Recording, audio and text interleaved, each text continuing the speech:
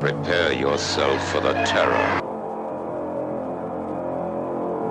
The prison of madness, where few enter and none return. Welcome to Unsung Horrors. With Lance. And Erica. Leave all your sanity behind. It can't help you now. Hello, and welcome to another episode of Unsung Horrors, the podcast where we discuss underseen horror films, specifically those with less than 1,000 views on Letterboxd. I'm Lance. I'm Erica. And Erica, I want to jump right into this episode. Oh. Because I want to discuss and dissect, if I may, the opening sound bites for our Unsung Horrors intro that everybody just heard. The bongos. Like, you did such a good job on this intro. Erica put this together. I love listening to it. Thank you. That's every month now. I just listen to the intro. Then I shut it off before my voice kicks in. But yeah, the film we're going to be covering is the 1990 film called The Wrong Door, which has scenes and subplots of just a heavy focus on sound editing, sound design. Yeah. And can you recall how you put this together? Where some of these, like the two laughs and, just the voices? It's been 86 years since we started this podcast. So I do know I was basically just watching a shit ton of horror movie trailers, and I took inspiration, credit where it's due, from John's old podcast, Late Night Psychorama, because they had kind of a similar introduction where it took sound bites from horror movie trailers. Right. Like, I think one of the first ones they had was the that synth from I Drink Your Blood, which is just one of the best synth scores just ever. I knew because it was, you and I was like, well, I want a man's laugh and I want a woman's laugh, like evil laugh. So that one took me a while to find. I want to say, I could have sworn you mentioned where that laugh came from one episode. I think I did, and someone in our Discord will probably remember better than I can, but I think it was some Carrie knockoff, but it was the girl with snakes instead of like telepathy or something like that. Okay. I can't remember what it's called. Sam will know. I could just mention like that description and Sam would immediately know what it is. But no, it was just, this is back in the, first year of COVID when we just had all the time in the world. I watched 1,000 movies in 2020. Yes, I can't even hit. That. I barely hit 100 movies so far in like this. Yeah, that's where I'm at. It's definitely a different world we live in. Yeah. So I had all the time in the world to just watch a million trailers and then say like, I like that soundbite. I like that soundbite, and just sort of make notes and then just download all of them, clip them, and stick them together. Was it fun? Were you like, when you were finished, did you step back and you're like, yeah, hell yeah. It was fun. Yeah. I love when we first sent it. I was like, okay, this is really happening. Yeah. I was like, yes, good. Lance, we're actually going to do a podcast. You didn't just say yes and think like, okay, Erica's going to forget in like 2 days. But it was fun because it was kind of like a precursor to what I used to do, which I don't do anymore, is when we would announce like our Junesploitation episode or our Horror Gives Back episode, and I would put like a mashup of trailers. Yeah, a little thing like that. And so I started practicing doing that, and then that led me to editing my first visual essay that I did for Error 4444 for Run and Kill, which I didn't get hired to do. Full disclosure, like I literally like stalked Sam from Error 44. And I was like, excuse me, I wrote a book about dead kids and you need to include my visual essay in it. And I mean, true. Like they should, you should have been the first person they go to. So yeah, it's nothing like this. This is very blowout. You know? 100%. So, and they wear their influences on their sleeve. I listened to a lot of their commentary, a lot of the interviews with the filmmakers, and Antonioni's blow up, you know, De Palma's blowout, like all Hitchcock. They just love all that sorts of stuff. Yeah. But when you were watching this, did you?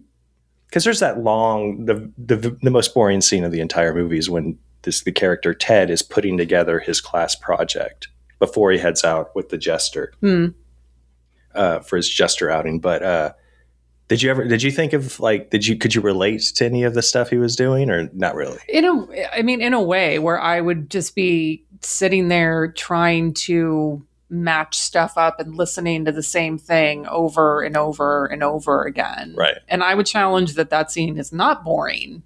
Yeah. It's boring in that it's like a single straight on camera shot. No, like there's no like different angles. It's, you know, it's not visually interesting. Like at least De Palma knew like, okay, I got a split screen here and move the camera here and do this and all that. Just a dolly going around the guy for a little, you know, just a spinning shot.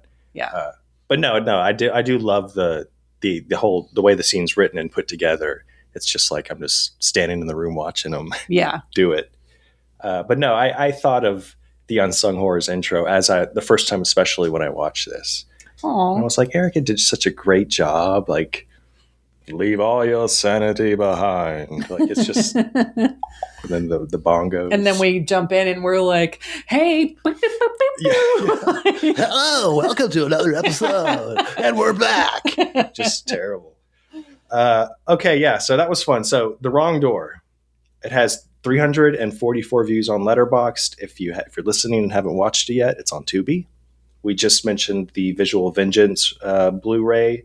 I picked it up. It's a great Blu-ray. It was released back in 2023. It's packed with a shitload of special features. A lot of commentary and interviews that I'll be getting into.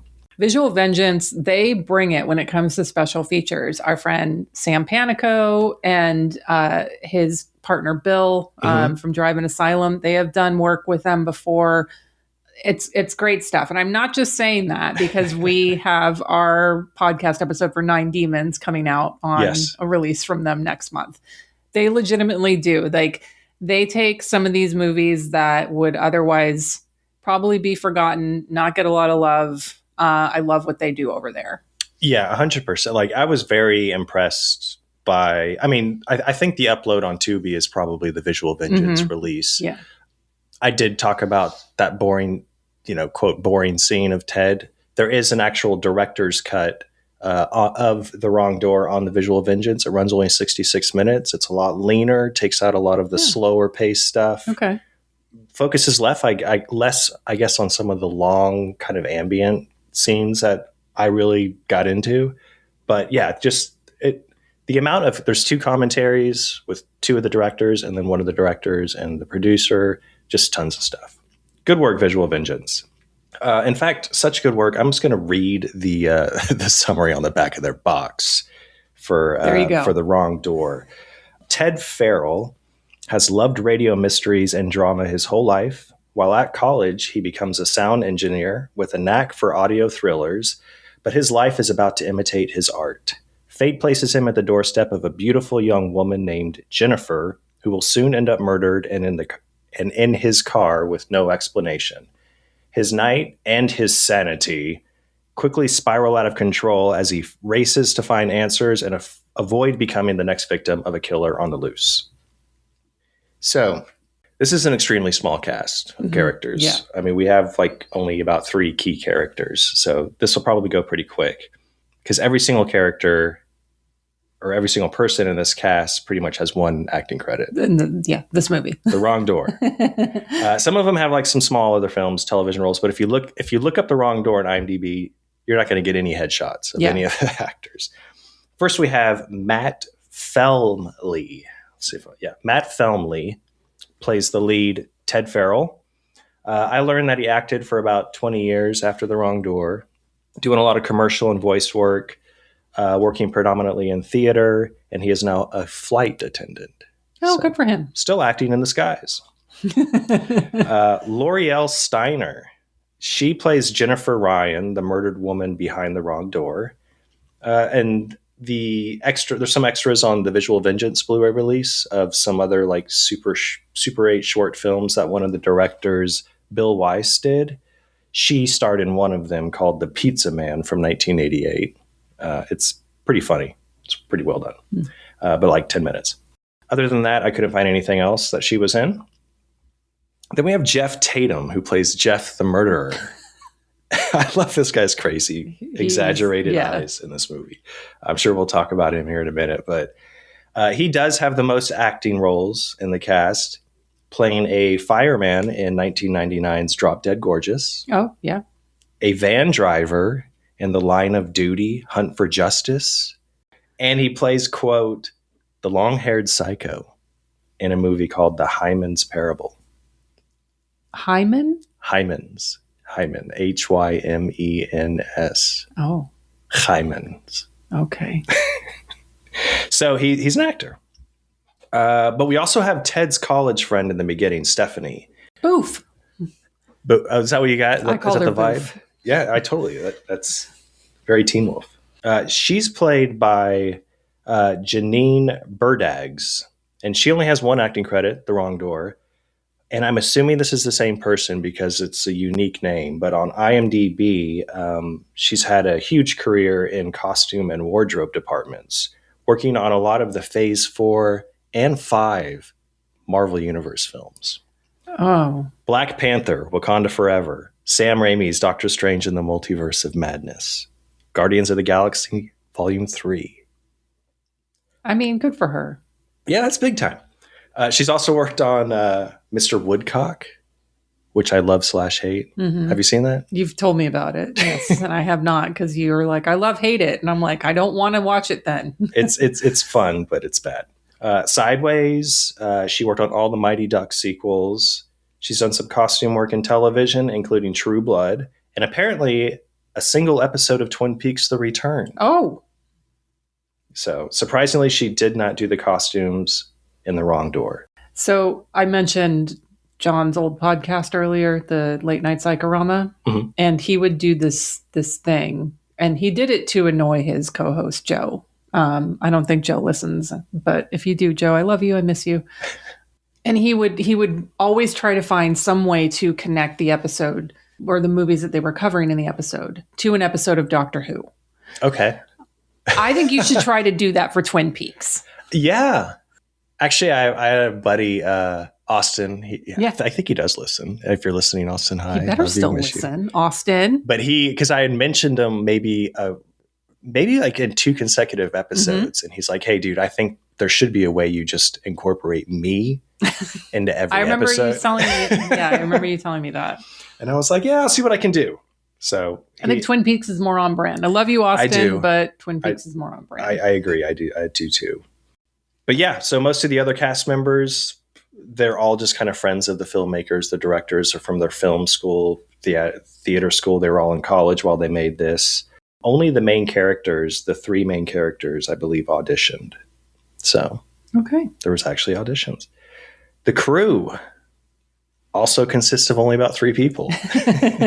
4 actually with the producer. Mm-hmm. But between the 4 of them, they directed, wrote, produced, edited, photographed, scored, did the makeup for. Definitely a DIY skeleton crew. And they are James Gretsch, Bill Wise, Sean Corby, and then a guy named John Schoenbaum, who just has a producer credit. But the main 3 of them, they are credited as directors, writers, and producers. Gretsch edited the film. Weiss worked as the cinematographer, and Corby scored and did the makeup for the film. And they all have small cameos in the film. They all play Ted's roommates and when he comes home and works before he puts on the jester outfit. So yeah, like I said, the Visual Vengeance release has a lot of great interviews and commentary with all 4 of these guys. They talked about how the idea of the film ultimately came from a single idea. What would it be like if you were driving at night and you looked in your rear view mirror and you saw a dead body in your backseat? How did it get there? What's the mystery of that? Yeah. And so it was kind of built on that. Bill and James grew up listening to radio shows, and they got into and were influenced by old radio dramas from the 30s and 50s, like the old Orson Welles stuff. while they were in college, they would listen to it on cassette tapes.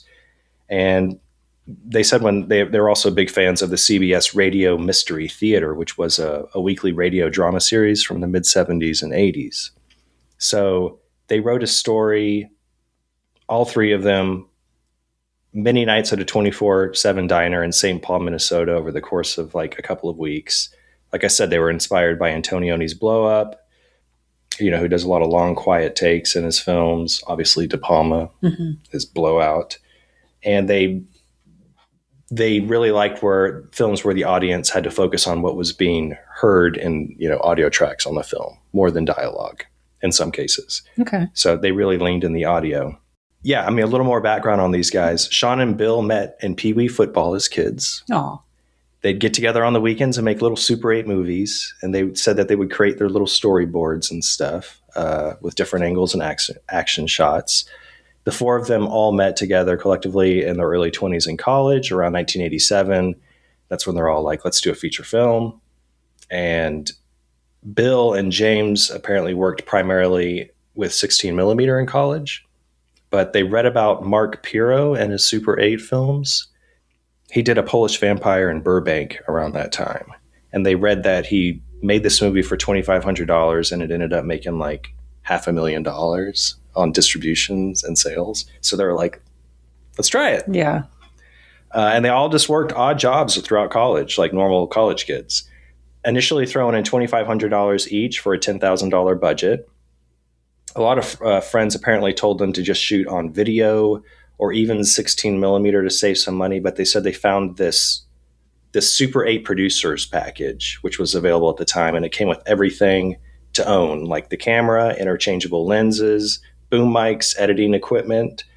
And they said in that scene where Ted is, the boring scene where he's putting everything together, that's all the real equipment that they got from this package. Oh, okay.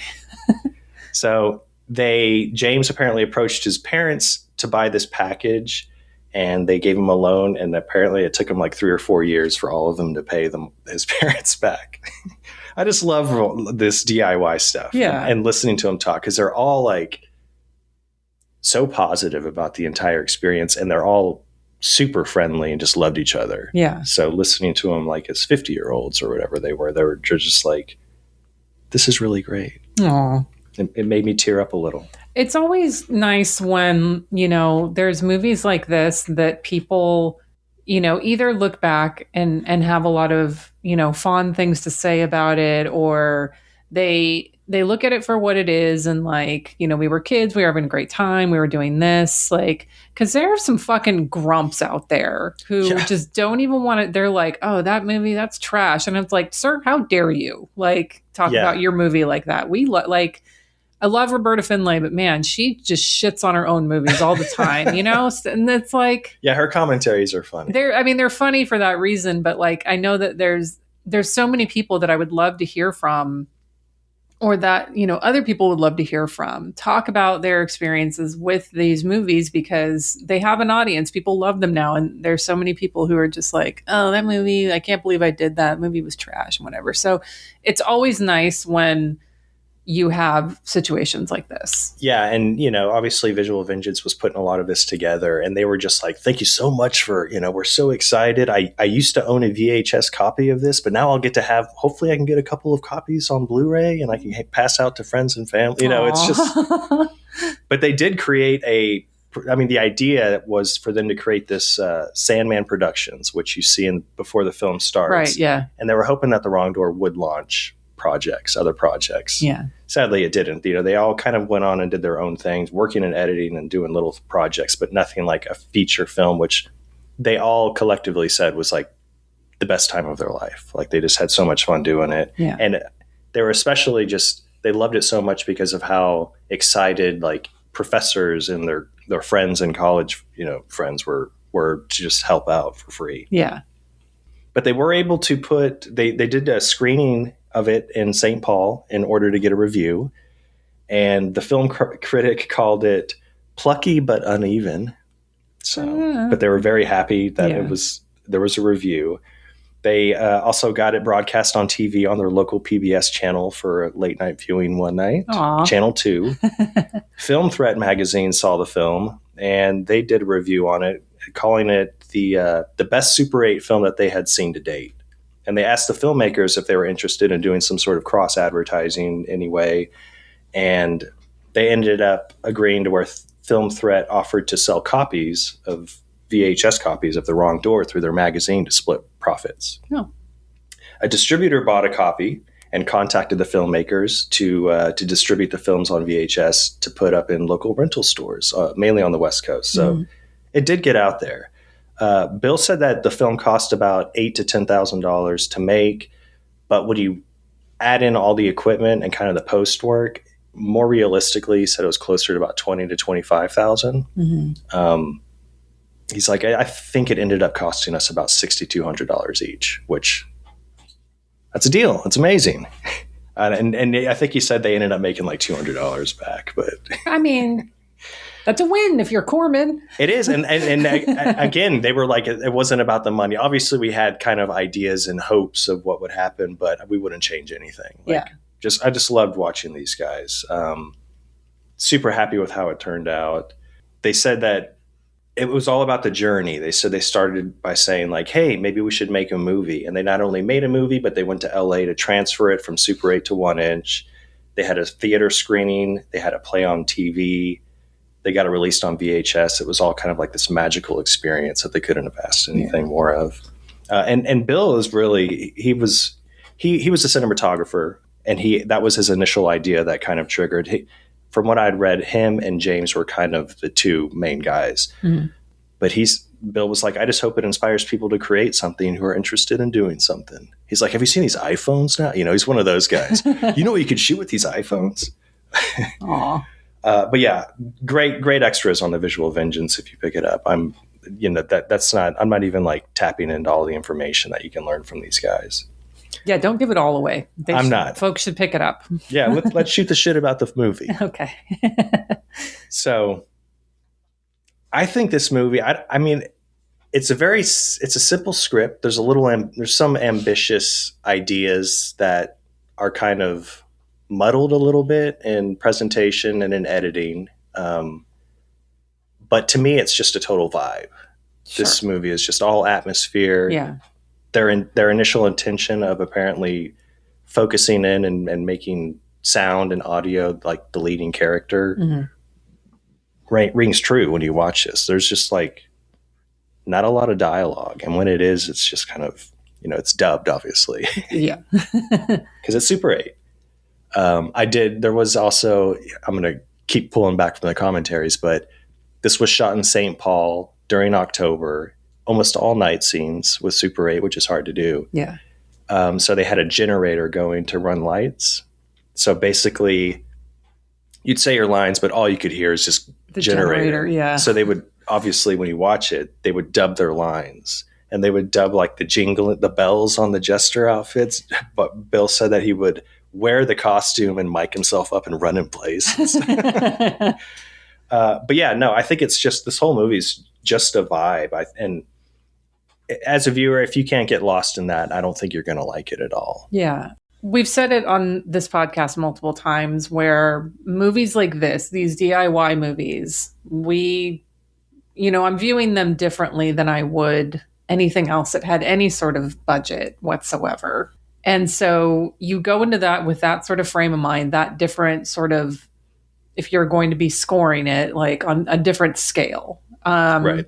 And this one hits, of course it's uneven. Of course, like the acting isn't great. Like I'm not here for that though. Right. I am here 100% for the DIY effort, the vibes, like the moments that really do shine. Like there's some great choices in it where, the big house that he lives in with his friends, like where he's going up to it and you just see all like the leaves and it's just beautiful. Well, and when he's walking up, there's a dog that runs up to him, and the dog runs to the corner of the frame and just stands there like perfectly. Yeah.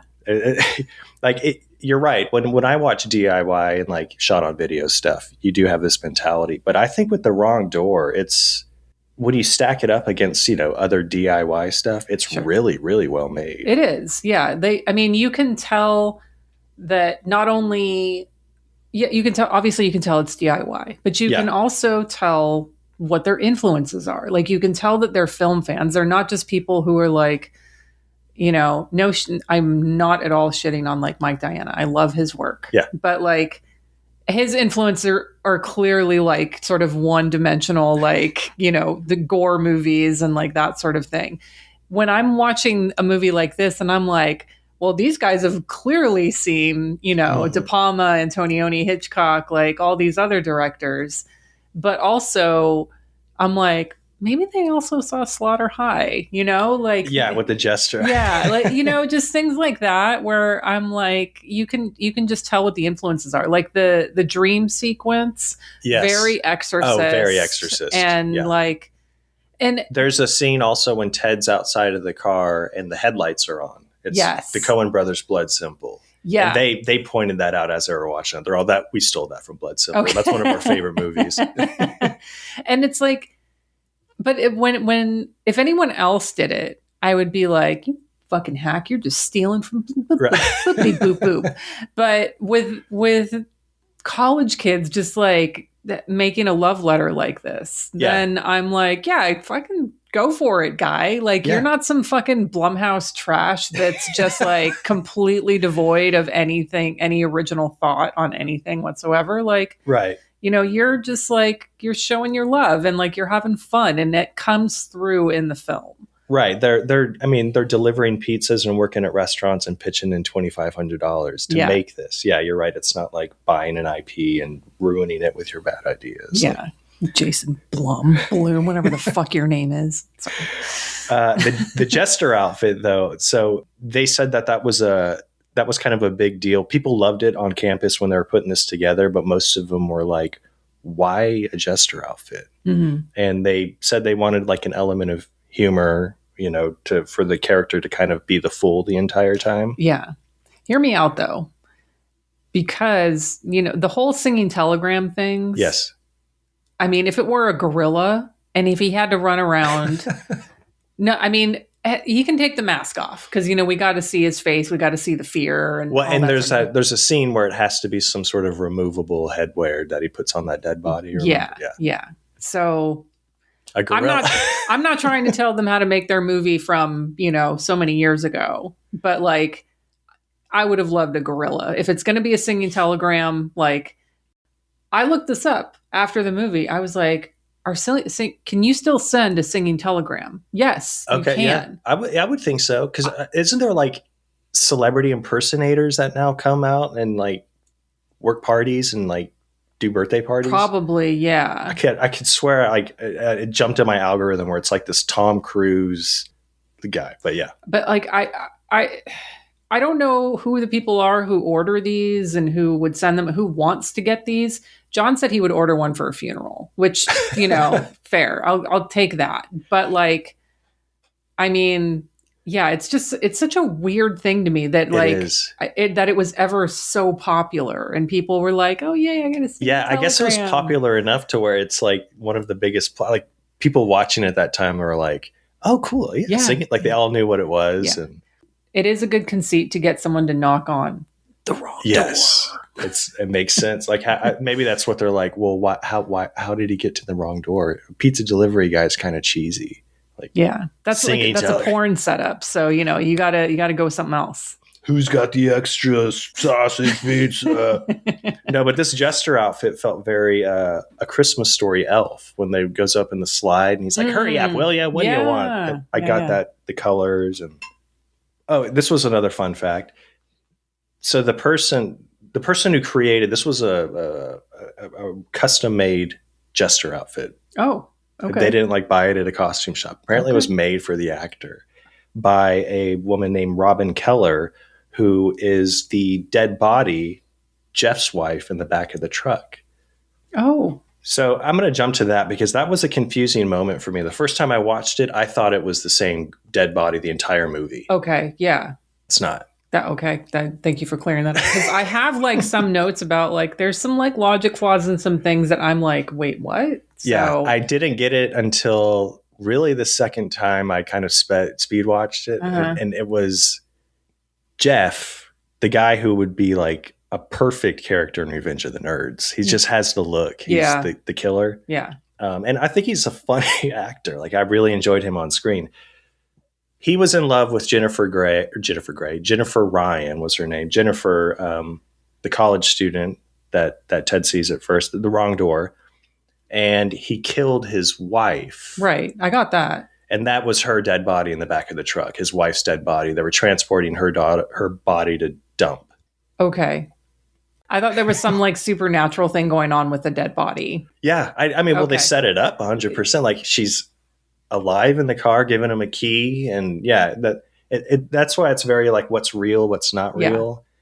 Yeah. And you know, that's one flaw. They should have given her like, they probably should have got an actress that had blonde hair or something that didn't look exactly like the other one. Yeah. I mean, there were a few other things that were, and this is just me being nitpicky like I would with like anything, but like I don't fault them for it. But like, you know, things like how does he know her phone number when he just randomly knocked on the door and then he leaves and he calls the place later? I'm like, where did you get her phone number? How does this guy know where to go to here? So there's like, there's definitely logic flaws. There's just some like a few logic flaws that I'm like, maybe this would have been cleared up with, you know, a fifth person in the mix to read the script or like kind of go through and be like, you know, this, you're missing you need to explain this here somehow.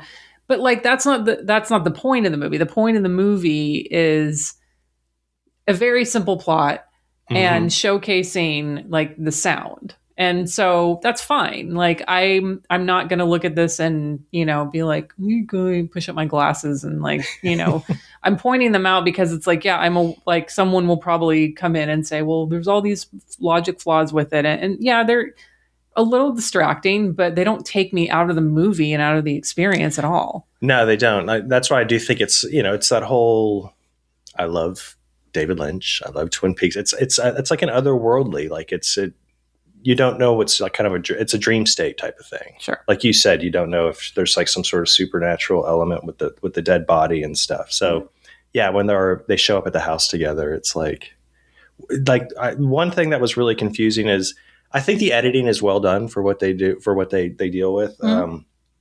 Like I said, I think some of it could be the ideas are a little ambitious for the talent they had, you know, to edit. But there was one scene too where, you know, she gives him a key and there's a lot of flashback scenes where Ted's trying to figure things out like you do in a lot of like Gialli and stuff, you know, where you're trying to get clues from past scenes that'll flash over the screen. And he remembers when he was at the wrong door, he looks down the hall and he sees like a guy putting stuff in storage. Right. And he's like, oh, that's where the key goes to. So I wouldn't make that jump. I know, but that's kind of that's because he gets the key, gets to the storage, and that's where he starts getting. That's where he gets the tape. Yeah, it's ambitious. They have a lot of good ideas. They did. I remember in one of the interviews or the commentaries, are like, yeah, we only had like a few pages of script, and we're like, let's just prolong the scenes here and figure this out. But I think they said that it took like 3 months to write the script, but I don't know. I mean, they were working, you know? They were working hard, and I think the end product is great. Like the shots, some of the point of view shots, I think the dream sequence is really well done with the little pazooz, like the flash of the face. Like, come on. Yeah, the idea of like shooting at night 8mm, I mean, apparently that sounds incredibly tough. Yeah. And to have the lighting and stuff. Obviously, we talked about the sound editing being a huge part of this film. George Lucas famously said, oh, God. Sound is 50% of the movie-going experience. Which I think makes... Yeah, he also said that Jar Jar is the key to everything. Misa, I like Jar Jar.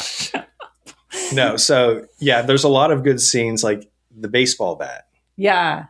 plunking them in the head.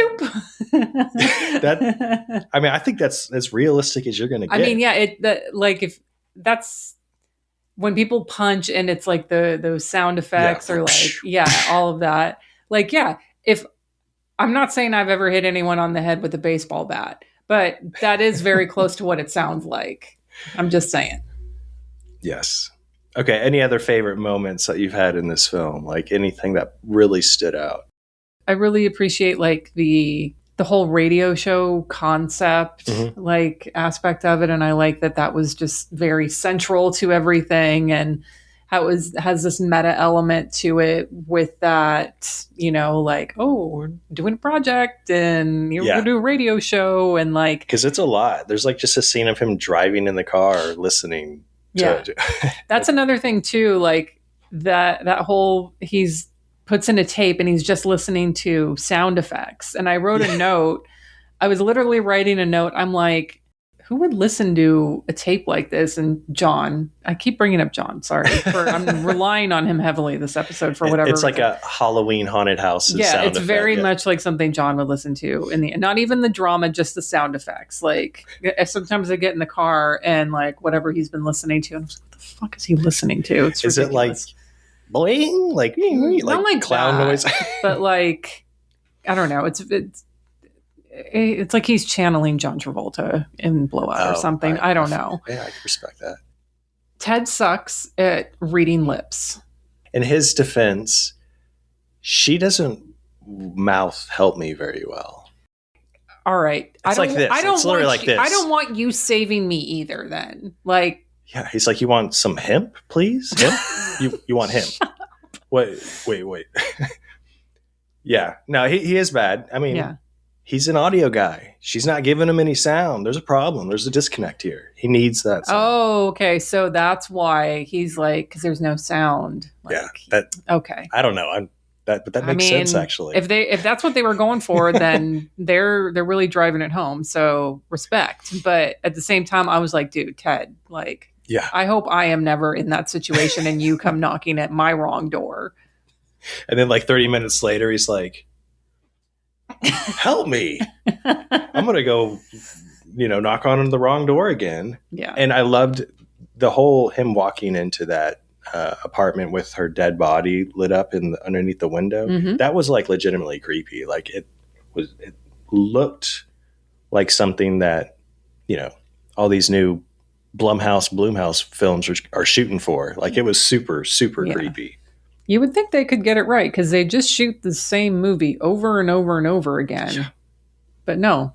Anyway. Jeff. I already said I love Jeff the murderer. Yeah. His buddy wears sunglasses at night. But Jeff told him to take them off. He did. He's like, take off those sunglasses. You know what it reminded me of? Doll Man. Oh my God. Where the captain's like, Brick Bardo, you disappointed you didn't kill anybody tonight? Take off those sunglasses. It's night. I just loved it. Yeah, no, I think this is a really well made film. I like the ending. Did it really happen? Didn't? Did it? Who knows? It ends in the audio. Was it all just an audio project that Ted was working on? Yeah. But then he goes back to the car. There's a blood stain. It really happened. Yeah. Or maybe he just, he put it there. Someone's fucking with him after hearing his radio. You don't know. You don't know. It could have been his professor. Yeah. It could have been Boof. It could have been Boof. Yeah. The ending is kind of primo, as they say. Who says that? The Italians. Oh, okay. Okay. Double features? Yeah. Double features. I think there's some obvious ones we've already talked about, like, Slaughter High for the Jester thing, Blowout or Blow Up. I think something more appropriate would potentially be like Wrong Place, Wrong Time. So like Eden Lake from 2008, Hills Have Eyes original, though I don't hate the remake. Of The Hills Have Eyes? Yeah. Yeah. I don't like it, but I don't hate it.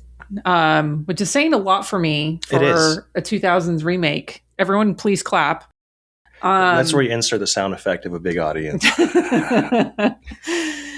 Green Room 2015, I think would be another good Wrong Place, Wrong Time. Yeah, that's a good one. But I'm going to go with like the DIY college project movie feature. I'm going to go with John Carpenter's Dark Star as a contrast of somebody who's very grumpy now and probably doesn't have anything nice to say about any of his movies anymore. That's true. I do like Dark Star. I don't love it. I've heard somebody who like ranked it in their like top 3 Carpenter, which I think is insane. Yeah, no. It's I enjoy it a lot too. But and the beach ball and all that. Yeah, good stuff. I mean it's cute, and so I think it's just fun to see like that sort of thing on screen. And I think if anything, Dark Star would get a lot of butts in seat, and they would get to see this movie as be like, hey, you know what? These guys made a movie when they were in college too. Yeah, Dan O'Bannon. I mean, they're all and they look like they had a blast doing it. Yeah. So same sort of sentiment of like, let's make a movie, guys. Let's fucking smoke some stuff. Let's throw on a beach ball as our little alien. You're inspiring me. I'm looking at you right in the eyes. Let's do this. Gosh, Let's make a movie. I don't have fucking time right now at all. Well, I have no time. We'll make time. No, not right now. I like it. Dark Star. What about you? Yeah, same idea. I think with Blowout and Blow Up, you could even throw in like Coppola's The Conversation a little bit. Yeah. You know, Gene Hackman's figuring things out. I thought that since they were inspired by Mark Piro's A Polish Vampire in Burbank from 1983, that could be fun to do a Super 8 double feature. But I'm also going to focus on kind of a humorously realistic situation of like the college student, clean cut, everyday kind of man thrown into the wrong situation, mainly due to his curiosity going into the wrong door. Mm-hmm. Very much like Jeffrey Beaumont in Blue Velvet. So we're going Lynch hard, hard on Lynch this episode.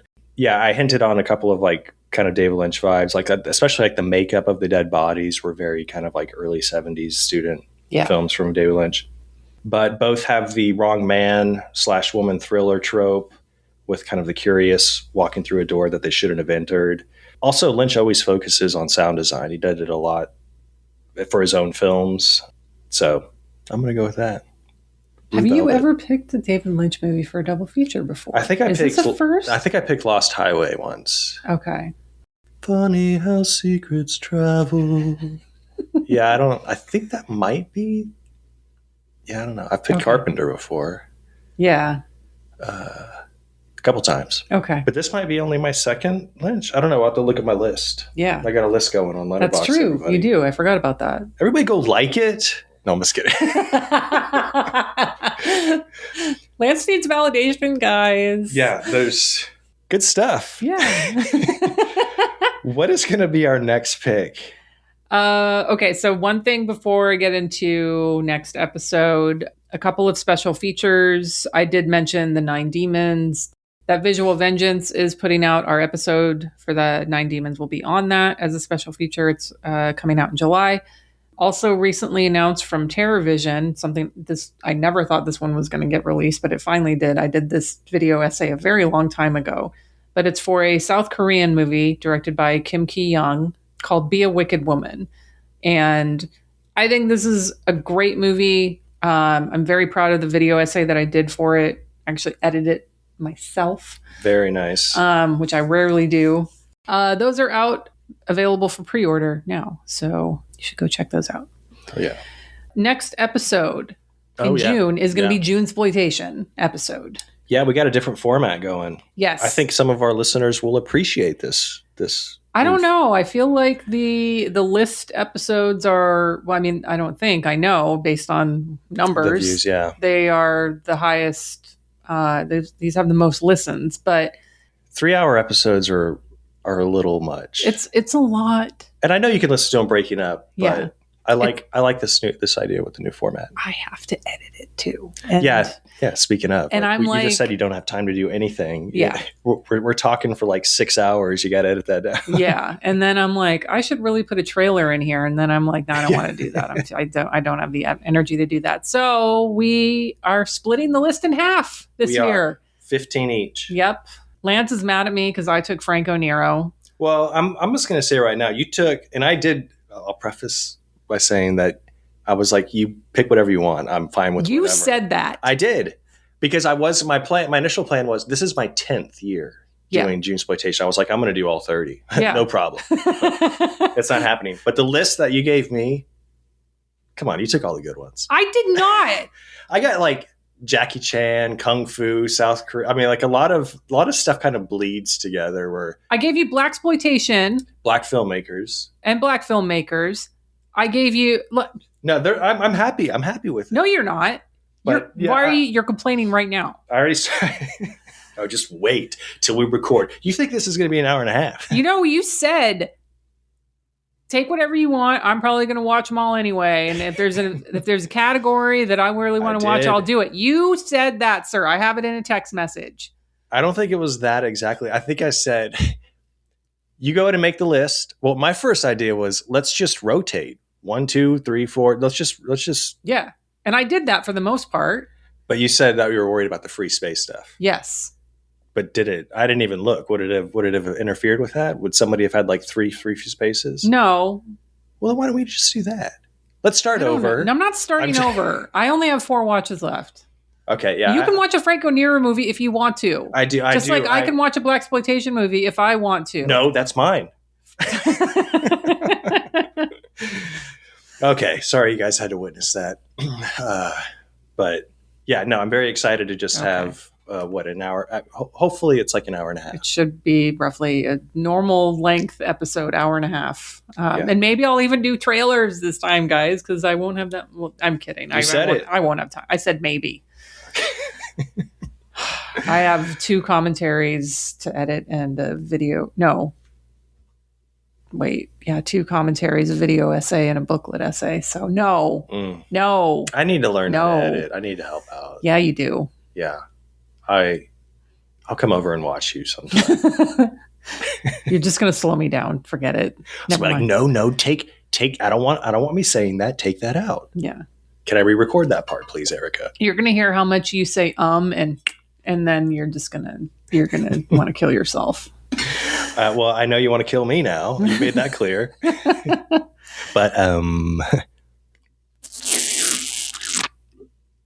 that stays in. Okay. After Junesploitation, Junesploitation is going to be our July episode, just in case that wasn't clear. After that will be my pick. Okay. And it is a movie from 2022. Shut it all down. I need everyone to calm down. I have not been body snatched. You will all understand it after you have watched it. We are going to be talking about Night of the Zodiac, directed by Susanna Kapostasi. I think I said that right. I'm going to watch all the special features and make sure I get it pronounced correctly. Now, it is 2022, but it has a lot in common with The Wrong Door that we just talked about.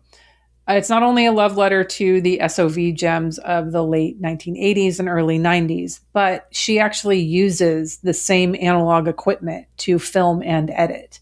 So It is a true shot on video, edited on video, like all of that. She is true to the cause. And you can tell, even like the music that is in this, it fits perfectly. It feels like a time capsule movie. So it's about a guy who gets recruited by the Zodiac killer to make a movie. It's got kid deaths. It's, like I mentioned, a perfect fitting soundtrack. I love this one. Lance and I both have the Blu-rays for this, which you can buy if you want to support Susanna to make her next movie. I'll put a link in show notes for that. But it is also been recently added to Tubi, so you can watch it on there as well. So Night of the Zodiac 2022 for our August episode. Next month is Junesploitation, though. I'm excited to crack open that Blu-ray. Yes, it's going to be great. Good. All right, if you're not already, you can follow this podcast on Instagram at Unsung Horrors. You can follow me on Letterboxd and Instagram at Hex Massacre.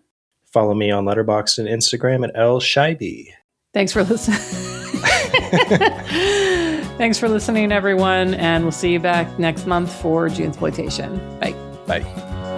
Sound is all around, everything makes its own sound. Sound is all around, a plane and a mosquito.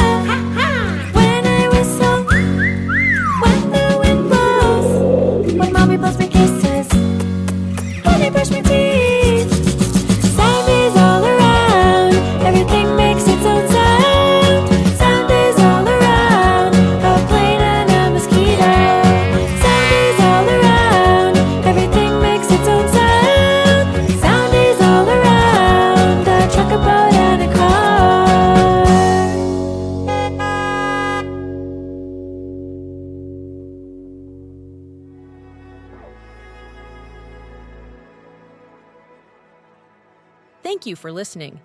To hear more shows from the Someone's Favorite Productions podcast network, please select the link in the description.